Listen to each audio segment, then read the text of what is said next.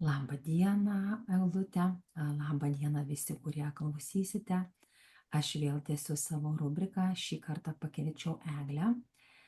Ir kaip visada, mėlyjeji, kalba vyksta apie gyvenimą, kuriame gyvename jungtyje su subtiliuoju pasauliu. Mes, kaip ir žinome, suprantame, kad gyvename ne tik tais fizinėme kūne, bet turime begalę daug skirtingų kūnų, kuriuos galime išjausti ir galime neišjausti, bet jie vis tiek mūsų gyvenime yra veiksnūs, kiek suprantame, kiek nesuprantame. Tai šiandieną aš noriu pakalbinti Eglę. Eglė yra gydytoja, jinai gydo natūraliais būdais ir jinai pasidalins savo patirtimi, savo žinojimu, kiek profesionali gydytoja, kiek yra suvokusi, supratusi, kaip veikia subtilusis pasaulis. Eglė, šiandieną noriu tavęs paklausti, kada pirmą kartą tu supratai ir pajautai, kad esi ne tik fizinis kūnas, bet ir ta energijos dalelytė, kuri atspindi visą visatą. Ir kada pajutai, kaip veikia subtilusis pasaulis kartu su tavimi. Ar prisimeni tą laiką, Eglė? Labą dieną visiems, Rita tau ir klausytojam. Tikrai šitas klausimas toks, niekada nesusimąsčiau, kada aš pajutau tai, bet kad tai jau nuo labai senai, tai tikrai, nes dirbdama tradicinės medicinos srityje, bet kažkoks pajautimas buvo kitas ir visat man norėdavosi tų natūralių dalykų gyvenime.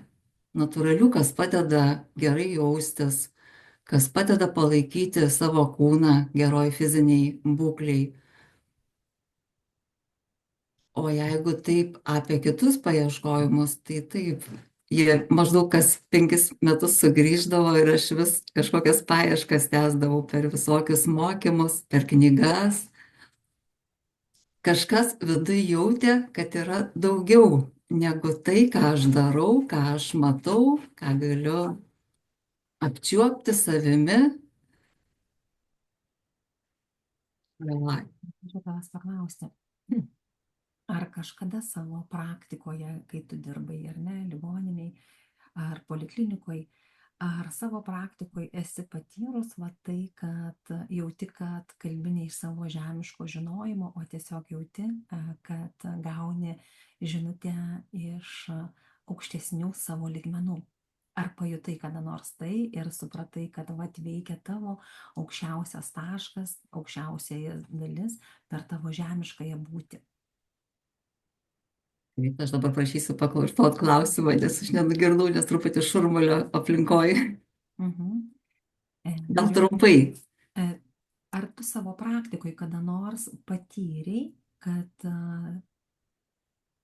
per tave veikia tavo aukštesnis lygmuo, aukštesnioji dalis, reiškiasi arba ligoninėje, arba poliklinikoje, kai dirbai, kad tu supratai, kad tu veiki ne iš to savo proto, kuriame yra žinios sudėtos per mokslus, o tiesiog pajutai, kad atėjo iš aukštesnio lygmens suvokimas. Taip, aš pajutau ir jau dar dirbdama paskutinius keletą metų, aš pajutau, kad vyksta kažkas daugiau, kai aš kai esu tokiam neutralioj pozicijoje, kas dėl paciento. Bet į tą tokį neutralumą, priimti visą tai be emocijų, mane atvedė, tai vėlgi tokia ho'oponopono, havajiečių metodika.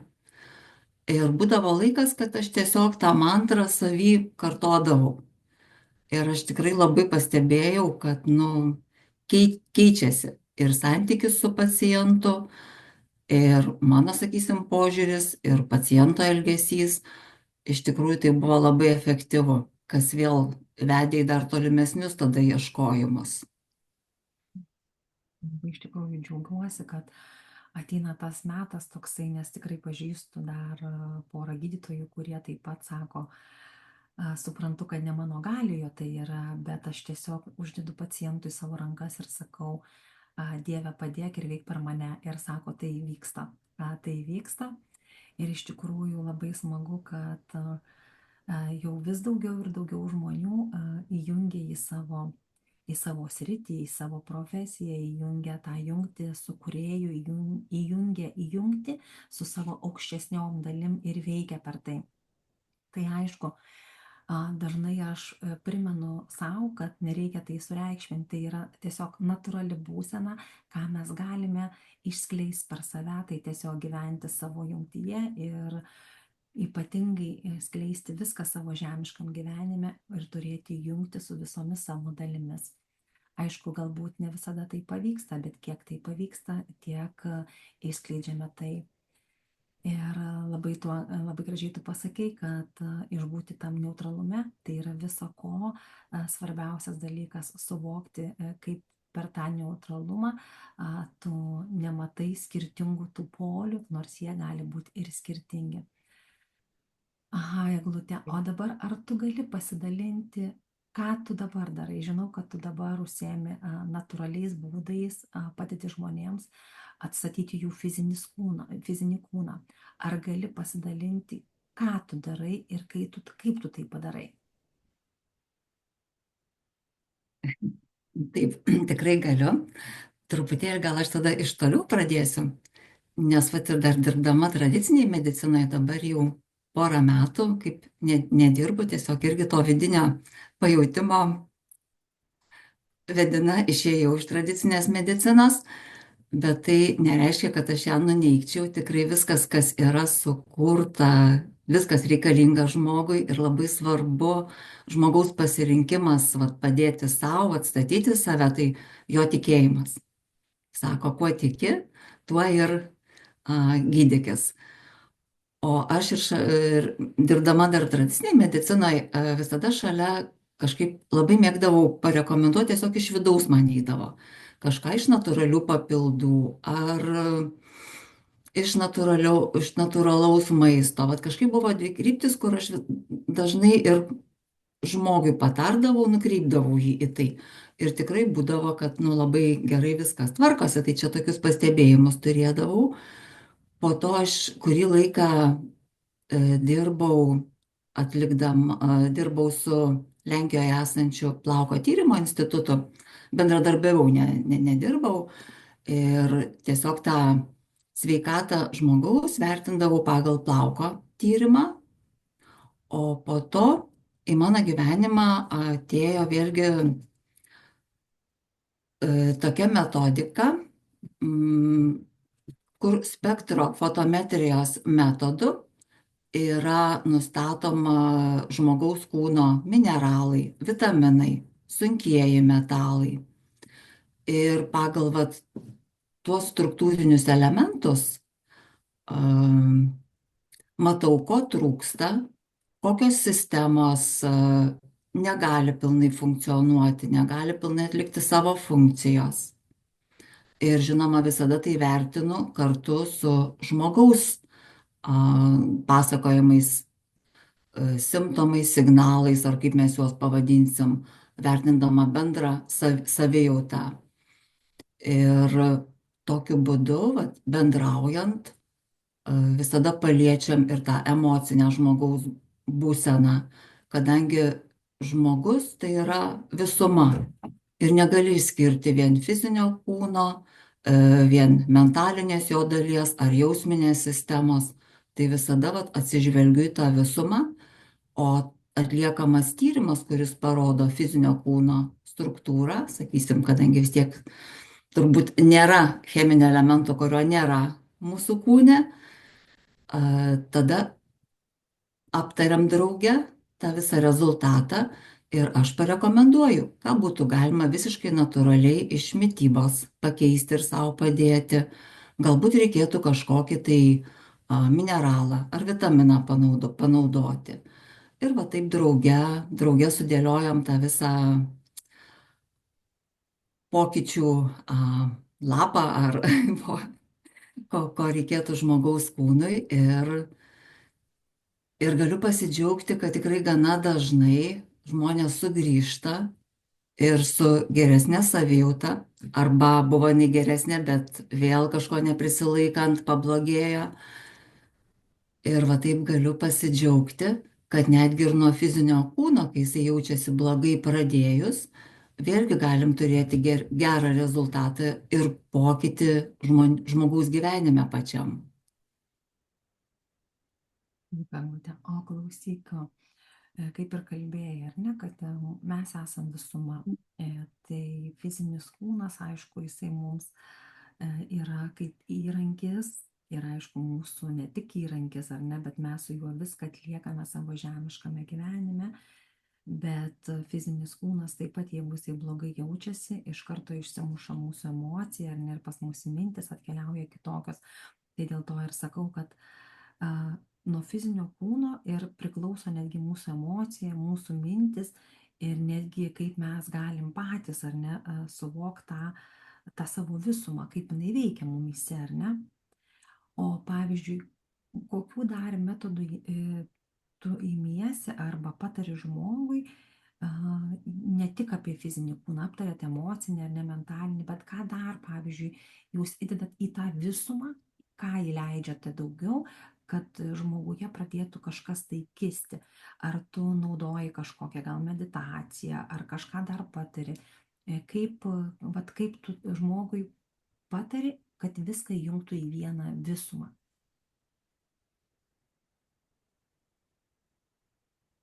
Taip, tai visų pirmiausia, tai, matau, koks žmogus ir visada, jaučiasi, ko žmogus nori. Nes pradžioje vis tiek mes bendraujam.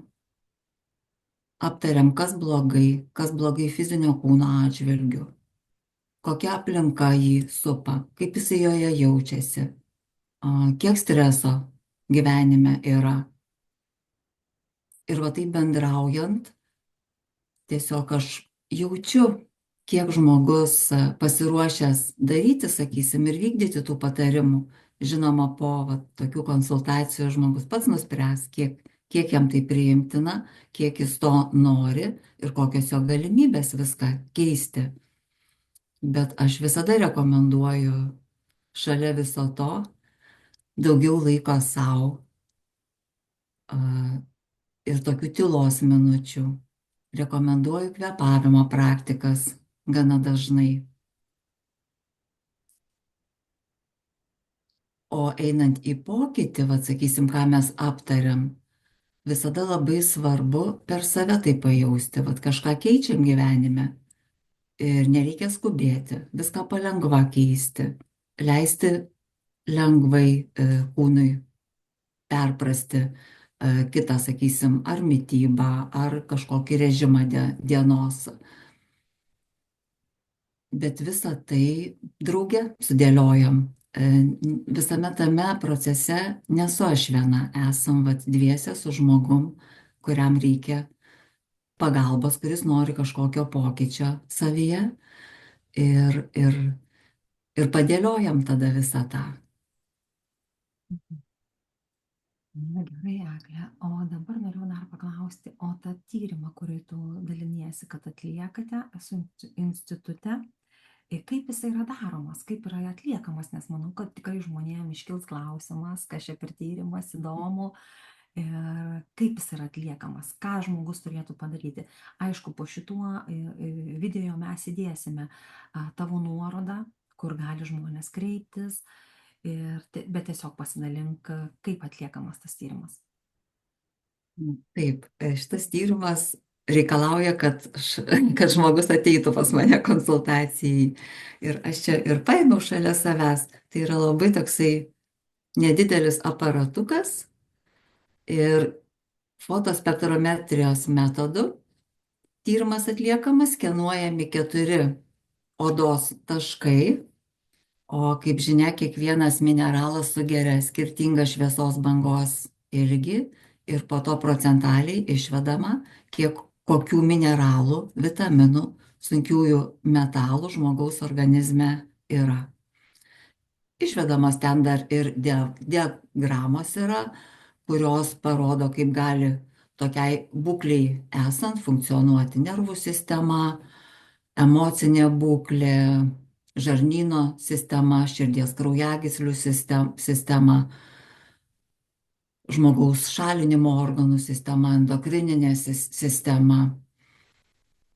Tai va, tai Jeigu, Eglutė, aš gerai suprantu, tai pasidarė žmogus pas tave tyrimą, pakalbėjęs, jūs aptarę viską, po viso šito tyrimo tu žmogui rekomenduoji natūralius būdus, tai reiškia per mitybą, ir jeigu reikia kažkokių gal mineralų, vitaminų, parekomenduoji įsigyti, kad atstatyti fizinę būklę. taip, Rita. Taip, Taip. taip, labai gerai. Ir dar toks klausimas yra, tai nuo kokio amžiaus žmonės arba vaikai gali pas tave kreiptis?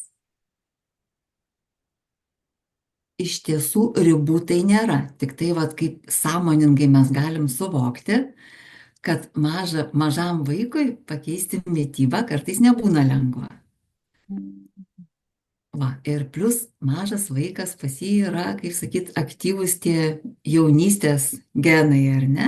Ir jis dažniausiai nelabai ir jaučia, kad jam kažko tai trūksta. Čia nebent tėvelių norų tas tyrimas yra atliekamas. Na, arba būna kitų dalykų, vaikas dažnai serga.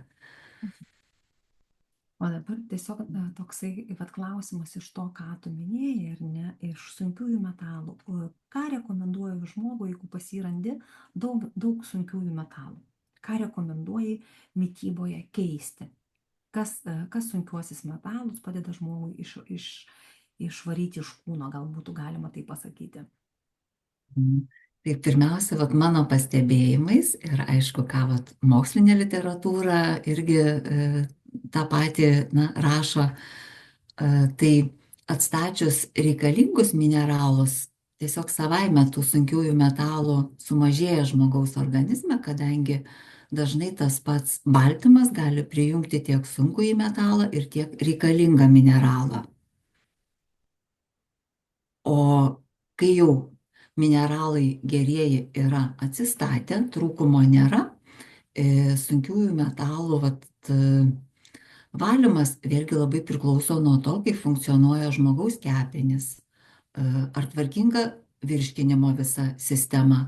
Tai vėlgi pagal tuos rodiklius matau, ar pirmiausia reikia pasirūpinti savo žarnyno veiklą, kepenų švara, ir tada jau galima kažkokią programą parekomenduoti sunkiųjų metalų valymui. Žinai, esu girdėjus kalbant žmonės, kad sako, oi, man vitaminai nepasisavina. Nepasisavina, tai ką man juos gerti, reiškiasi, juos išmetu, reiškiasi, pinigus į orą ir man čia nereikalinga. Vitaminai pas mane nepasisavina. Ką tu šituo klausimu, Eglutė, nes man pačiai įdomu, nes aš labai daug metų naudoju vitaminus, labai daug ir visą laiką visokiausių irgi natūralių ir galbūt kitokių, ne tiek stipriai natūralių. Visą laiką, kiek aš save atsimenu, tai naudoju labai daug vitaminų. Tai ką tu šituo klausimu? Jeigu pas žmogų žarnyno sistema funkcionuoja gerai, tikrai pasisavina. Tikrai. Ir pagal savijautą jau tikrai, kalbėdamas su žmogum, jau jauti, kurioje vietoje gali būti problemų. Nes, sakysim, jeigu žarnyno veikla sutrikusi, tai vadinasi, ne tik vitaminų, bet ir pačių maisto medžiagų mažiau pasisavino organizmas. Tuomet kitą kartą būna, kad norisi dažnai valgyti, užkandžiauti, kadangi vis tiek mūsų kūnui tos energijos tai reikia, kad dienos bėgyje gyventi. O žarnynui atsistačius, tai labai gražiai atsistatinėja ir mineralai, kurių trūksta, ir patys vitaminai atsistato. Bet labai svarbu žarnyno veikla, nes čia ir yra pirmas etapas, kaip mūsų organizmas gali gauti maistinės medžiagas. Tai pirma vieta yra žarnynas. Jeigu maistas gerai virškinamas, ir plonasis žarnynas dirba puikiai, tuomet ir maistas ir visi papildai mūsų naudojami, ar tai būtų vitaminai, mineralai ar žolelių pavidalu, tai visą tai organizmas pasisavina.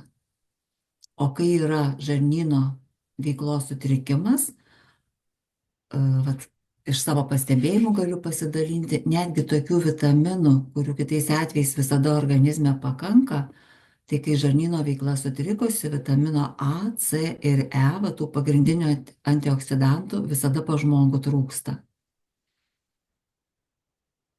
O Eglute, ką tu, pavyzdžiui, rekomenduotum žmonėm, kaip žmogus turėtų pradėti savo dieną?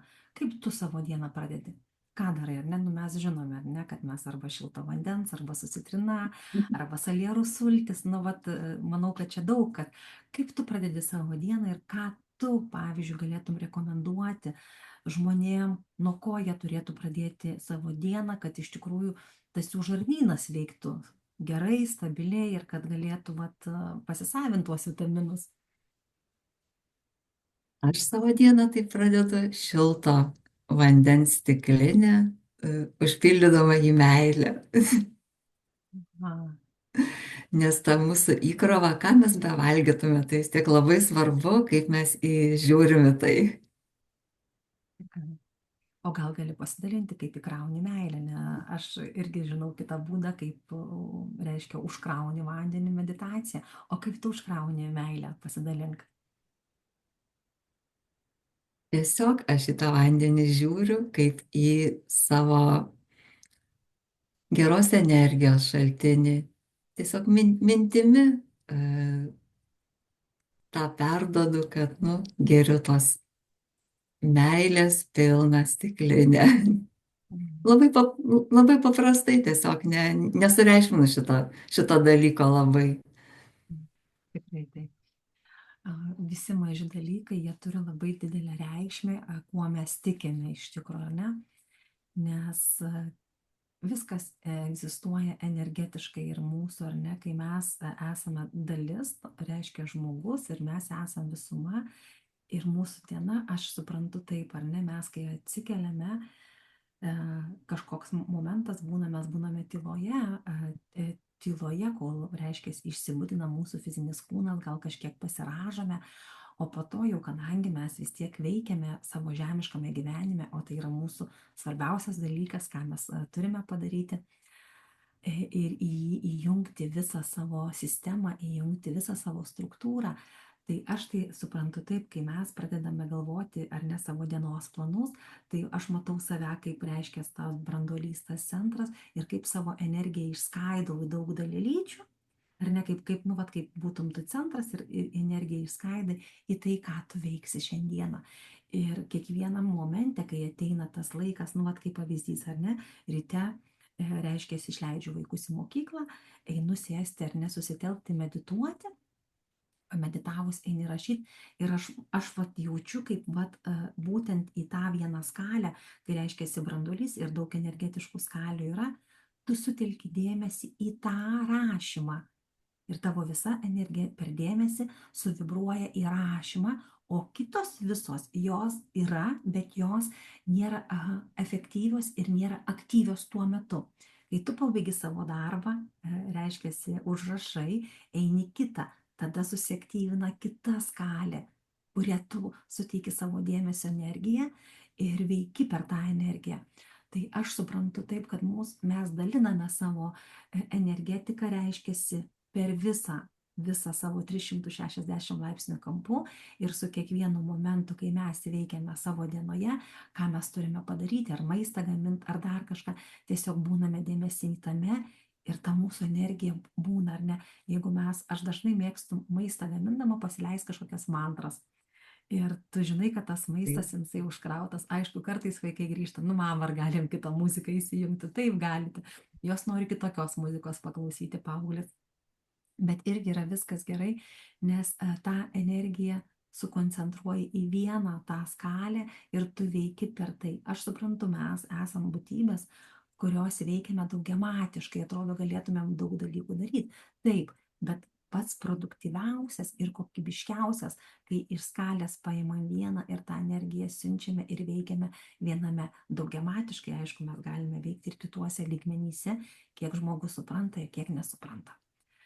Tai va, Eglute, dar norėjau tavęs paklausti, ką tu rekomenduotum žmogui savo gyvenime, kad jis pagerėtų, kad jaustųsi geriau emociškai, kad mintis būtų skaidrios, šviežios.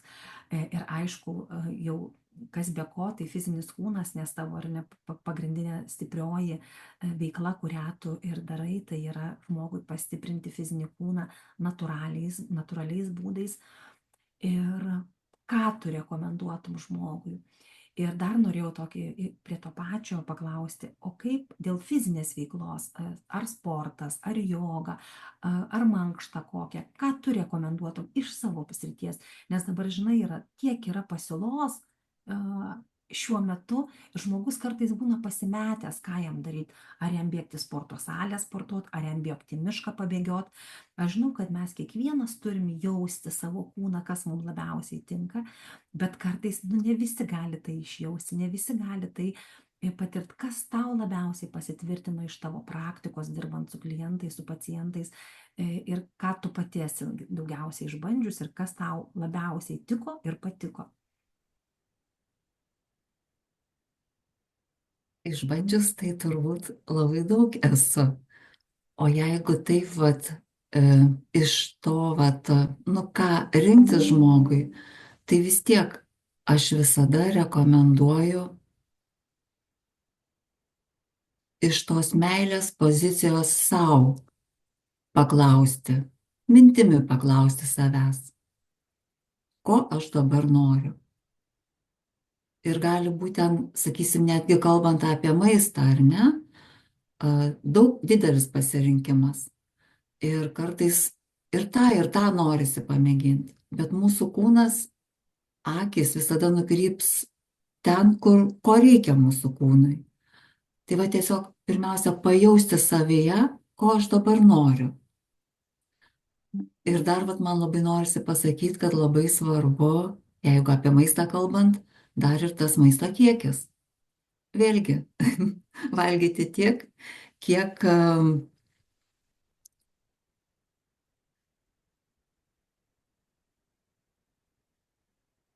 kad nesijaustum sunkiai nukeliavęs nuo stalo, nes tas sotumas dažnai ateina truputį vėliau. Ir vėlgi, ir paskui, vat, ką be pasirinktume, vėl per save vertint. Ar tas maistas, kurį valgom, mums duoda energiją, ar paima iš manęs energiją.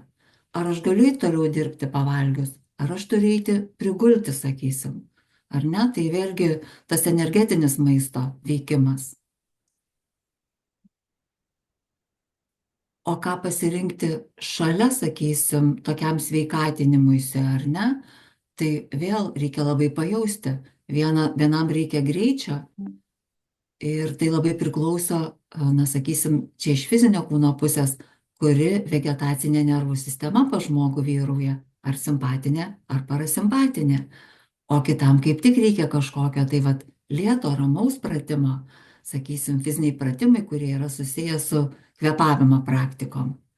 Tai vėl čia labai svarbu pajausti per save. Aš tik tai galiu vat, patarti, sakysim, padariusi tyrimą, ar ne, matydama, kuri ta sistema labiau vyrauja pas žmogų. Nes tam, kam patinka ramiai vaikščioti, jisai tikrai niekada nebėgs. Kad ir kaip aš sakyčiau, kad reikia tau bėgti. Nes nu, savo kūnui vis tiek negali prieštarauti. Tai vis tiek svarbiausia iš to meilės taško savo pajausti. Ir kokio maisto reikia tavo kūnui. Ir kokios tos fizinės veiklos reikia savam kūnui. O gal aplamai reikia kažko naujo gyvenime. Tai irgi dažnai mums kūnas iš savo žinojimo pusės duoda tam tikrus signalus, kad mes energetiškai vėl pasikrautume, kad vėl atsinaujintume. Kartais reikia tokio kardinalaus pokyčio. Taip, Eglute. Tai dabar dar truputį užsirašiau, ar ne, kai tu dalinaisi. Aha, kai kalbėjai apie maisto kiekį, dažnai irgi ir aš pati žinau, kad pavyzdžiui būdavo, kai tu eini į darbą ir būna tu darbe valgyti nesinori, ar ne? Ir grįžęs namo atrodo už tą visą dieną suvalgo žmogus, ar ne? Ir aš esu pati tai dariusi ir tikrai atrodo vakaras ir tu nori daugiau to maisto negu dieną. Ir aš suprantu, kad tai yra labai blogas įprotis, negu reiškia valgyti dieną ryte, per pietus ir vakare. E, į ką žmogus turėtų atkreipti dėmesį, kad nebūtų vakarinių tų tokių didelių valgymų, o kad įsidėliotų tas maistas į tris, reiškia, į tris porcijas. Dabar šitoj vietoj tai vėl labai svarbu nuo žmogaus organizmo. Jeigu tų dietų dabar tikrai yra begalė ir kartais žmonės renkasi va tą protarpinio badavimo dietą. Bet vėlgi, vienam jinai tinka ir tai priklauso labai nuo žarnyno veiklos. Jeigu žarnynas dirba gerai ir jisai maistą geba pasisavinti taip pat tvarkingai, tai ir tas protarpinis badavimas tada nevargina žmogaus. O tas laiko tarpas, kuris kuo ilgiau mes savo kūno neapkraunam, bet turime energijos, jisai labai naudingas. Jeigu nėra po to didelio persivalgymo, po tokio badavimo, o kartais, vat, kai aš kalbuosi su žmonėmis, būna taip, jie taiko protarpinį badavimą tam, kad numesti svorį, bet tame tarpe geria daug kavos. Tai vėlgi, tokiu atveju mes žalojam savo kūną, nes jisai taip neišbūtų to laiko vien su vandeniu, o kava mums duoda jau energiją, įkvodama organizmo atsargas. Tai va čia taip labai individualu yra. Bet jeigu mūsų kūnas leidžia mums kuo ilgesnės pertraukas turėti tarp maitinimuose, tai labai gerai, nes jis tada va, turi tą laiką atsistatyti pilnai. Bet čia vėl reikia labai įsiklausyti save. Ar aš tame tarpe nenoriu valgyti? Nes geriau rinktis 3 kartus tada, bet ne kankinti savo kūną kava ar kokiais kitais energetiniais gėrimais, kad išbūti tą laiką. Gerai, Eglute, dar vieną. Ką aš čia dar užsirašiau?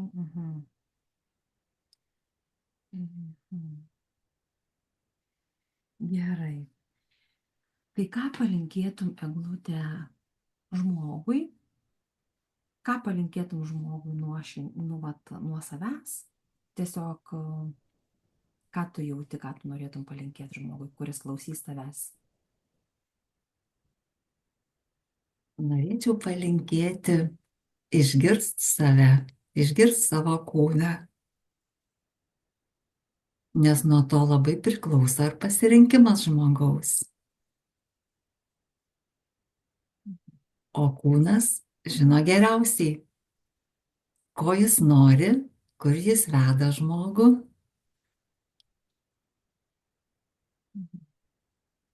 Tai, Eglute, linkiu jums klausytojams įsiklausyti į save, ko jūsų kūnas nori.